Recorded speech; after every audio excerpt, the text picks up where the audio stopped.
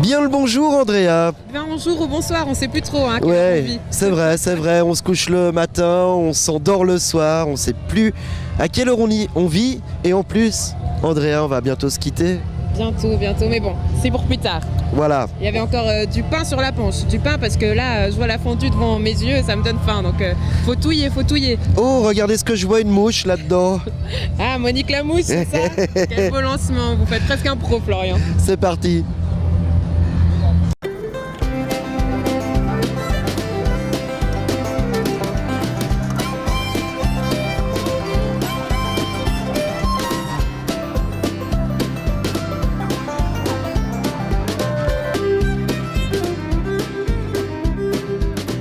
Vous avez certainement pu admirer ces magnifiques infrastructures de métal, de la vraie dentelle de Monique Lamouche et on est en compagnie d'Eric. Bienvenue, merci d'être avec nous. Salut.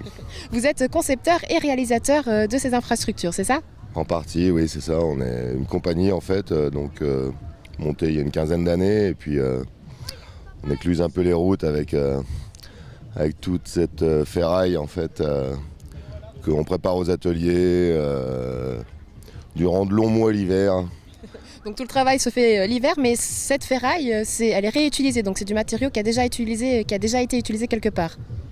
Bah, c'est à base de récupération déjà, de toute manière le concept il était là-dessus, hein. C'est des vieux hangars, c'est parti d'une porcherie qu'on a démontée à la base.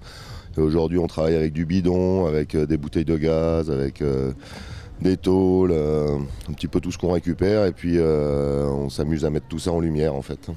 Justement le travail de cette année, quel est le thème? Ouais, le thème, il n'y avait pas un vrai thème. En fait, c'est plus une mise en place d'un espace en fait convivial et que les gens vraiment puissent s'approprier l'espace. Voilà, donc on a eu des demandes en fait de la part de Paléo d'avoir un espace couvert en fait pour le public, un vrai espace d'accueil pour le public. Et donc on est parti des conteneurs, voilà, qu'on a rhabillés, qu'on a décoré en fait avec tous ces bidons, et puis voilà, bon, le soir on sent que voilà, il y a une vraie. Le soir c'est là que la magie opère, vu que ça s'allume, il y a du feu et puis des lumières, c'est ça? Il y a les deux à choix. Voilà, toujours un peu de feu avec les volumes. Et puis toutes ces découpes en fait dans le métal qui font ressortir beaucoup de lumière avec de la gobotisation et tout. Donc, et comment vous avez travaillé ce métal? alors c'est principalement à l'arc et puis maintenant on commence à faire beaucoup de découpes plasma en fait aussi. Mais sinon les découpes de tôle c'est à l'arc. Et tout ce travail a été fait durant l'année pour le Paléo? Alors tout le travail du haut a été fait pour le Paléo et puis les autres éléments en fait sont des éléments qu'on balade un petit peu partout. Mais celui du haut c'est vraiment spécifique à Paléo. Ouais. Vous parlez de balade, donc comment vous faites pour transporter une fois que le Paléo est fini? Vous devez tout rembarrer, ça reste pas là, donc comment ça va se passer pour dimanche une fois qu'il faudra tout reprendre? En fait c'est un grand mécano, donc on a quand même pas mal de contraintes pour pouvoir faire rentrer tout ça dans les semis. Ouais, donc il y a une grosse logistique.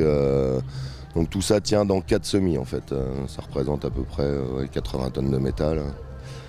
Donc il faut des bras pour porter tout ça. Porter tout ça, ouais. Et puis surtout se rappeler de la notice de rangement quoi. Parce que tout va à sa place en fait. Sinon, c'est comme les meubles Ikea?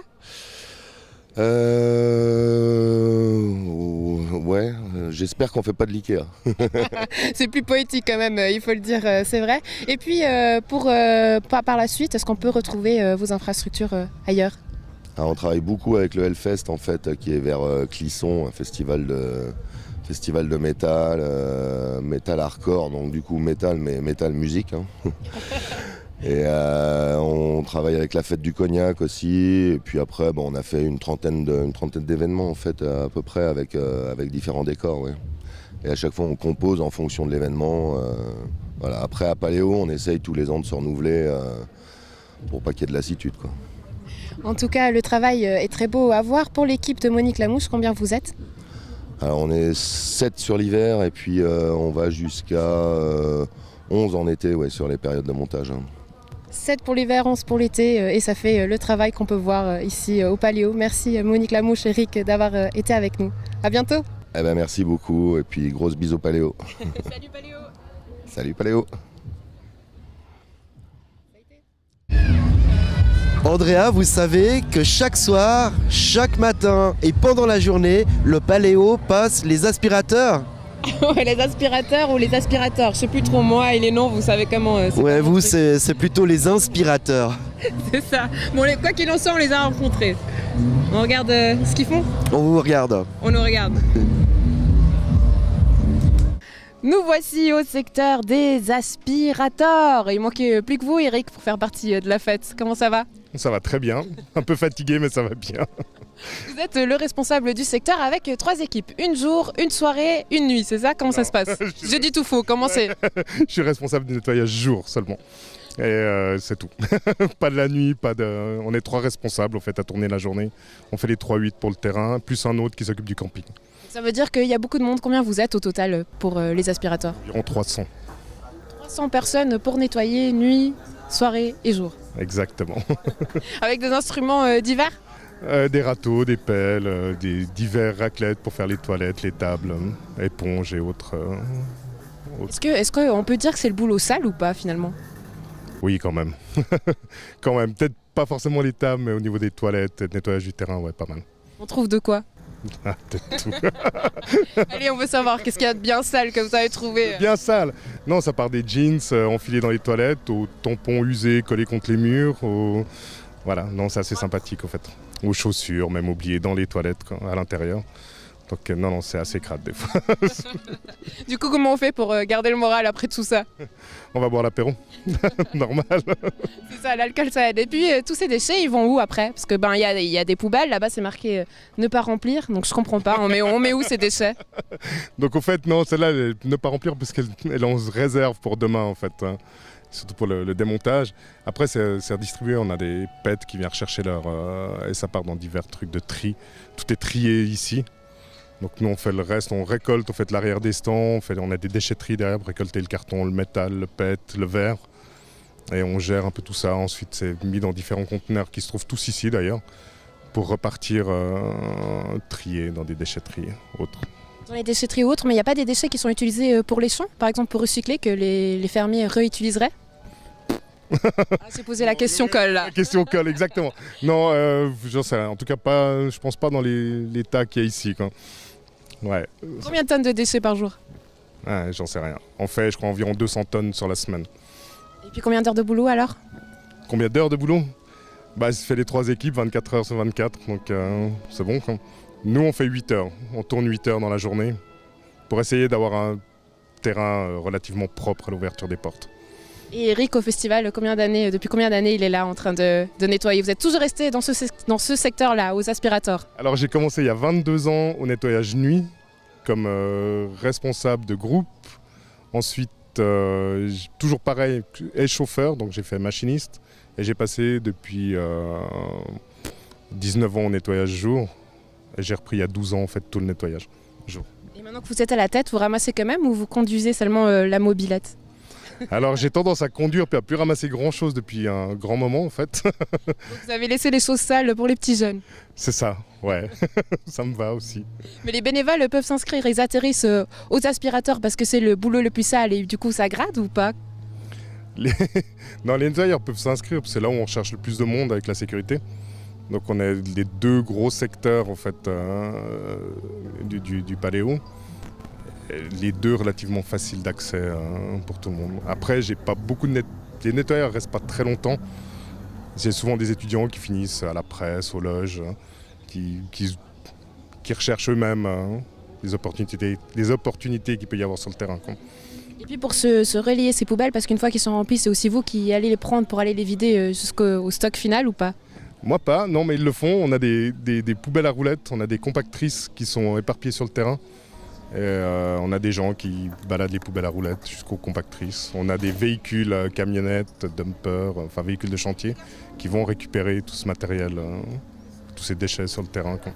Vu que ça fait plusieurs années que vous êtes là, vous avez vu évoluer ces véhicules? Je sais pas, il y a eu par exemple des poubelles, au départ elles n'avaient pas de roues et tout à coup maintenant elles ont des roues, ou comment ça a évolué? Oui, au départ on avait des bennes sur le terrain qu'on devait poser la nuit pour le nettoyage et renlever le matin avant que les gens arrivent. Après, on a eu des bidons bleus qui étaient sur le terrain, qui n'étaient pas très jolis, qui roulaient un peu de tous les côtés. Ensuite, on a attaqué au niveau des poubelles à roulettes, qui sont venues plus intéressantes. On peut mettre plus de choses, moins que des bidons bleus. On en avait je ne sais plus combien éparpillés sur le terrain. Et non, ça a évolué. Le matériel a évolué, le tri a bien évolué, parce qu'au début, c'était vraiment pas ça qu'on faisait. Et tout a évolué, les véhicules, tout. Allez, on reste sur cette note positive et au son de la musique classique et puis vous m'emmenez dans votre mobilette, Eric. Ouais, il n'y a pas de souci. Allez, on y va, on part, Greg. On va chercher les clés et on monte. Ah, j'ai perdu mon pain, Florian. Vous avez la bouche. Ça va être dur de parler. Vous allez avoir un gage. Une fois que vous parlez pas. Oh, attendez. Si j'avais su, j'aurais pris la technique plus tôt. Bon. Alors, on en est où dans cette histoire? On en est où? On en est à un petit bilan. Bah oui, c'est l'heure du bilan. C'est l'heure du bilan. Daniel Rossella, bonjour. Bien le bonjour. Quel est le bilan de cette 41e édition?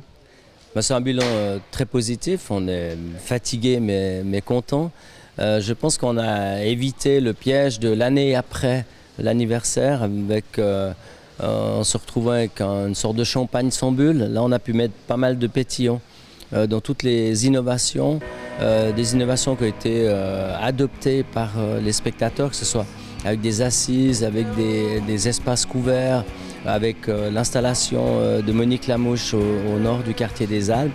Et puis on a surtout eu un village du monde consacré au pays celtique qui a été plébiscité par le public. C'est quelque chose d'assez extraordinaire. Les installations des HES aussi. La ruche, un magnifique écrin très abouti avec beaucoup de magie du théâtre de rue et du cirque. Donc vraiment une très belle édition. Et puis bien sûr, le menu principal, tout ce qu'il y avait sur les scènes a remporté l'adhésion des spectateurs. Il y en a eu pour tous les goûts. Il y a eu des légendes comme des découvertes. Il y a eu des moments d'émotion, de poésie comme des déluges de pixels et de décibels.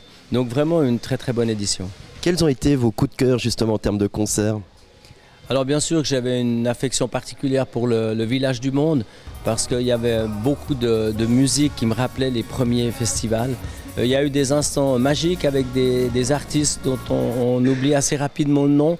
Par contre, on n'oublie pas l'image de tous ces gens qui dansaient, qui souriaient au Village du Monde. Bien sûr qu'il y a eu des moments, je dirais, avec une certaine tendresse de Souchon-Woolsey, de Cabrel, parce que c'est des chansons en français qui forcément me touchent. Et puis, je pense des très gros spectacles de Muse, c'était un des meilleurs que j'ai vu.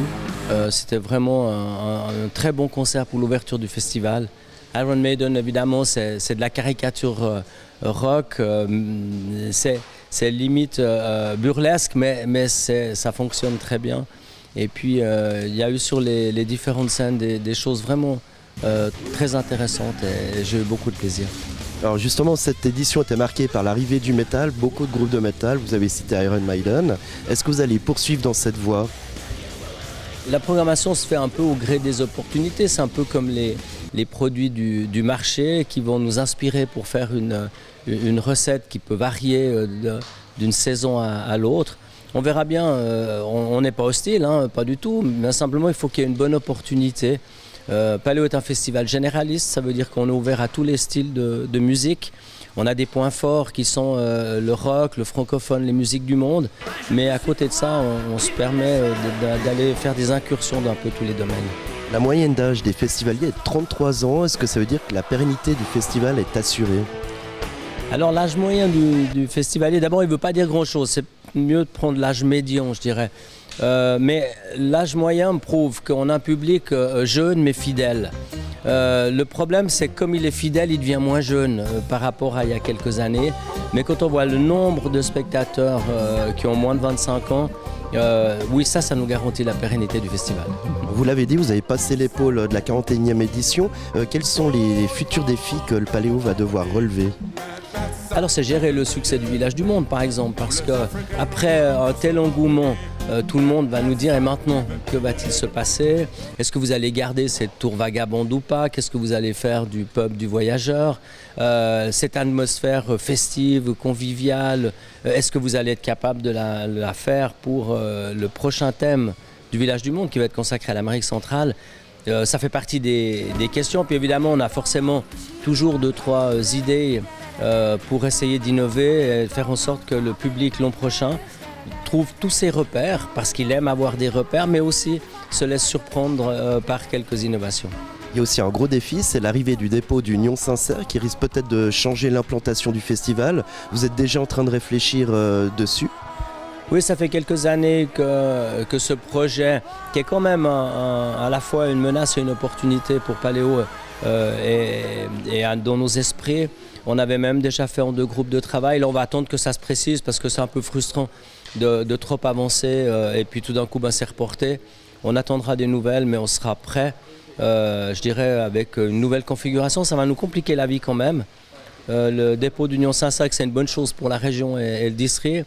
On en est conscient, mais ce n'est pas vraiment une bonne nouvelle pour Paléo. Au terme de cette 41e édition, Daniel Ressella, vous êtes un patron de festival heureux.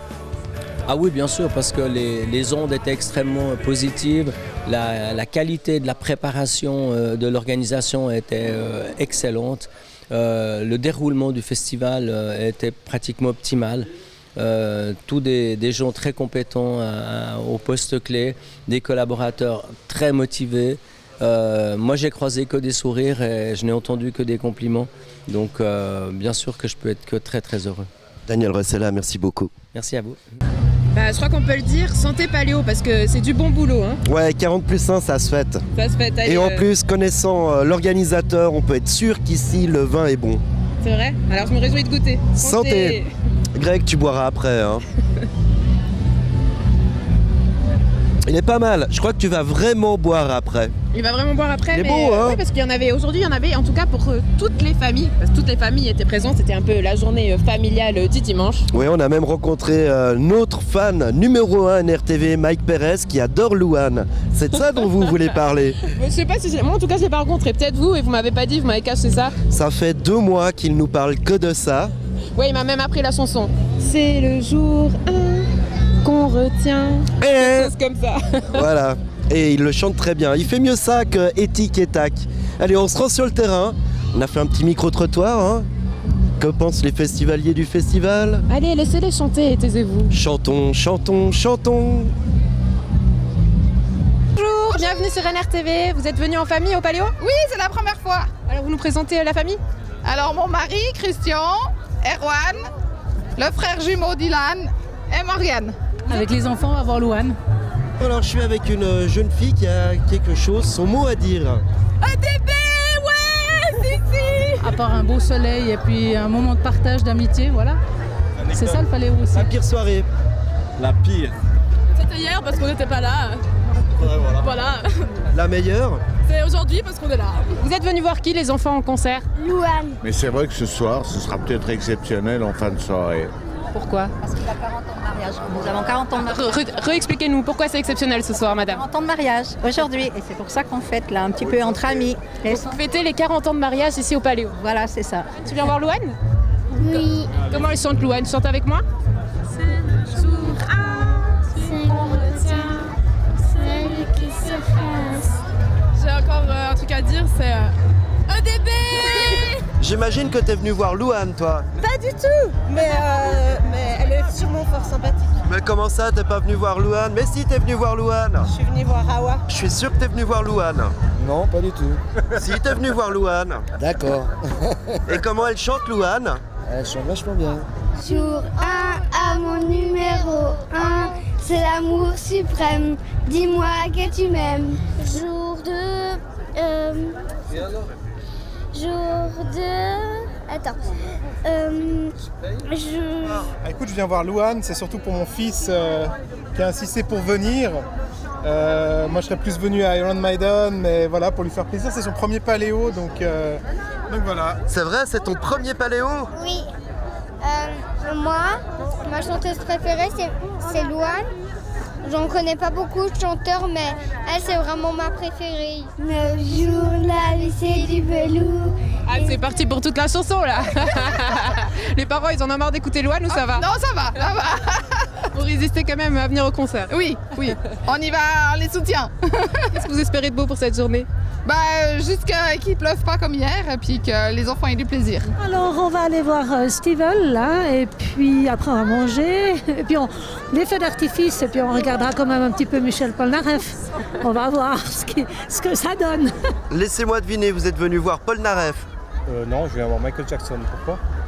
Je sais pas, vous aviez un peu la même coupe de cheveux que Polnareff. Ah, c'était ça? Ouais, mais il y a longtemps. Hein. Il y a très longtemps. Ça fait combien d'années? Au moins 50 ans qu'il est toujours pareil. Nous, on évolue, mais lui, pas tellement. Alors, je voulais aller voir ce que c'était. C'est pas comme les Pokémon, ça évolue pas. Voilà, exactement. Elle connaît les chansons de Polnareff. C'est une poupée qui fait non, non, non, non, non, non. Goodbye, Marilou. Alors là, vous avez la petite Anaïs. La petite Anaïs. Et sa maman, Emmanuelle. Et la maman, Emmanuelle. Pourquoi être venue le dimanche? Eh bien parce que le dimanche, c'est plus agréable. En plus, la météo était meilleure que les jours de la semaine. Et puis, on va voir le feu d'artifice. Super. D'habitude, les paléos, il y a toujours plein de boue et c'est deg. Enfin, c'est deg. Il y a plein de boue. Mais là, il fait super beau donc je suis contente. Je crois que c'est mon premier paléo aussi beau et chaud, donc ça fait plaisir. Je ne suis pas venu pour un concert spécifique. C'est l'ambiance. On a toujours les surprises qu'on voit. La dernière année, j'ai découvert Chromatique, par exemple. Et je suis fan de Chromatique maintenant. On voit toujours les bonnes choses. C'est convivial, familial, c'est détendu, c'est tout. C'est le top. J'ai visité plusieurs festivals en Suisse, mais Paléo, c'est vraiment le mieux. Une anecdote à nous raconter alors des années boueuses au Paléo? Ah ouais. C'était il y a 2 ans, quand il y avait Stromae et Vanessa Paradis. Et on tenait pas debout, tellement il y avait debout. Et qu'on se cassait la figure. C'était assez amusant, je dois admettre. C'était la boue ou l'alcool? Ah non, la boue. Non, promis. Pas de remarque, mais non, c'était la boue.